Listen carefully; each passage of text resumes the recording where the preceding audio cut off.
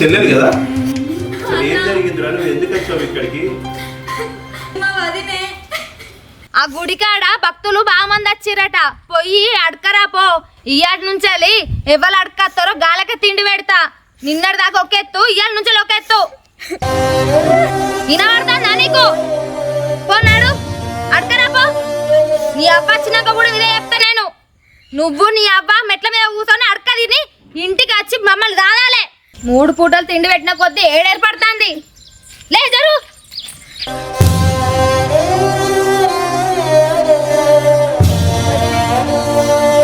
గుడి దగ్గరికి వెళ్తా. అమ్మ అడిగితే నేను గుడి దగ్గరికి వెళ్ళినా అని చెప్పకు అదినే. ఈ ముదరష్టప్తి పొంగ పొంగ ఏదన్నా నీలబాయిల వాడితే అత్తే పీడ వదులుతుంది. మొగ్గం దానికి నట్టుడే నడవస్తలేదు. ఇది అట పోయి అడుగు తిని అత్తదట.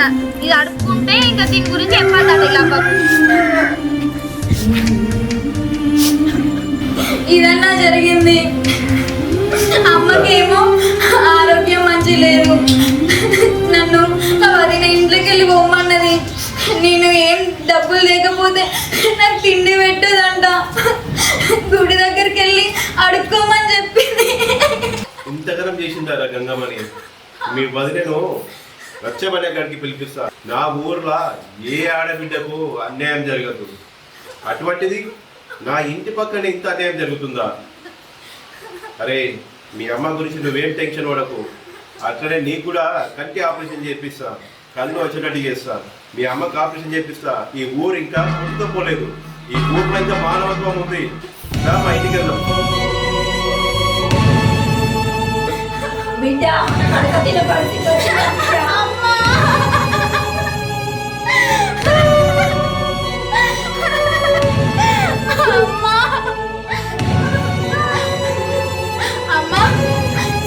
సర్పంచ్ అన్న వెంకటేష్ అన్న మొత్తం చెప్పిన, వదిన గురించి చెప్పిన.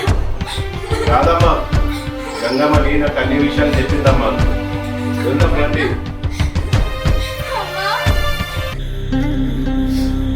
ఏమైంది? ఎవడు నచ్చినట్టే కూర్చొని ఎడతాను. ఏమైందో నీకు తెలియదా? ఏంటి తెలిసేది? నేను అన్నదంటే తప్పేమున్నది?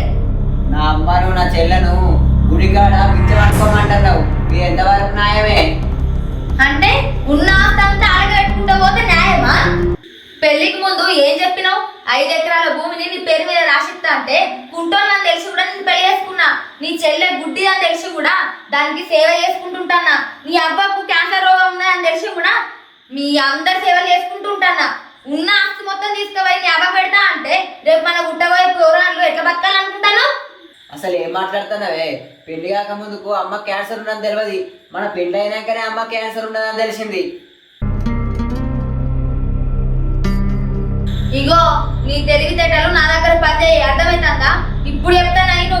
నాకు నువ్వద్దు, నీ చెల్లద్దు, నీ అబ్బద్దు, మీతో నాకు సోపదే వద్దు. నాకు ఏం చేస్తావు నాకు తెలియదు.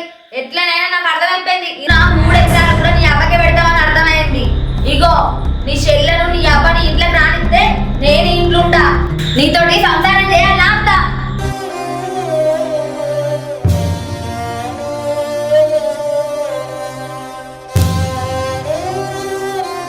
అగో మీరు గుడి ముందు ఉండగా వీడికి ఎందుకు వచ్చారు మళ్ళా?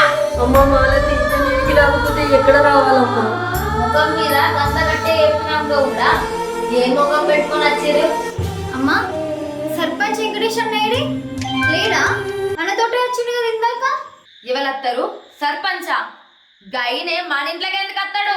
అన్నా అన్నా సర్పంచ్ అన్నా. వస్తున్నారా గంగమ్మని? మాలతి, సర్పంచ్ గారు, నీకు ఆదివారం నాడు 8 గంటలకు ఉదయం రచ్చబండ దగ్గర పంచాయతీ పెడుతున్నారు. నీ ఆడబిడ్డ నీ అత్త 8:30 వరకల్లా రచ్చబండ గడికి రావాలి. నేనెందుకు అత్తా? రాకపోతే నోటీసులు పంపిస్తారు గ్రామ పంచాయతీ నుంచి. దయచేసి మీరు 8:30 వరకల్లా రావాలి.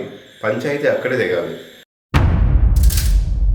ఊరందరి సమక్షంలో ఊరి పెద్దలతో నీ గురించి, నీ ఆడబిడ్డ గురించి, నీ అత్త గురించి మాట్లాడి మంచి విషయం ఏది, చెడు విషయం ఏది, ఒక మంచి తీర్పు తీసుకుంటాము. అప్పటి వరకు నీ అత్తని, నీ ఆడవిళ్ళని నువ్వు మర్యాదగా చూసుకో, వాళ్ళకు 3 పూటల తిండి పెట్టు, 3 రోజులు మంచిగా చూసుకో. ఏమన్నా చిన్న తేడా వచ్చిందంటే ఊరి పెద్దగా కఠినమైన శిక్ష ఉంటుంది. ఆ శిక్ష నువ్వు అనుభవించాల్సిందే తేడా వస్తే. సరే గంగమణి, నువ్వు వెళ్ళు, ధైర్యంగా కూర్చో. అమ్మా ఏదైనా ఉంటే నాకు ఫోన్ చేయి, ఇమ్మీడియట్లీ వస్తా. ఈ పంచాయతీ అయ్యే వరకు ఎటువంటి సమస్య వచ్చినా కూడా నాకు కాల్ చేయి. సరేనమ్మా? వెళ్ళండి.